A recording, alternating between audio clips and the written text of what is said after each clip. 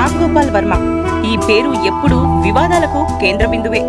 వర్మ తన సినిమాలతో ఎన్ని సంచలనాలు క్రియేట్ చేస్తాడో, వివాదాస్పదమైన తన వ్యాఖ్యలతో కూడా అన్ని సంచలనాలు సృష్టిస్తుంటాడు. వర్మ వ్యక్తిత్వాన్ని అంచనా వేయడం అందరికీ సాధ్యం కాదు. అతని అత్యంత సన్నిహితులు ఎవరైనా ఉన్నారంటే వారిని వేళ్ల మీద లెక్క పెట్టవచ్చు. ఎవరికి అర్థం కాని వర్మకి క్లోజ్ అవ్వాలంటే ఏం చేయాలో స్వయంగా రామ్ గోపాల్ వర్మే చెప్పడం విశేషం. ఆయన ఈ మధ్య ఇచ్చిన ఓ ఇంటర్వ్యూలో మాట్లాడుతూ, నన్నొక వింత జంతువులా చూసేవారు మాత్రమే తనకు బాగా దగ్గరవుతారని ఆయన చెప్పుకొచ్చారు.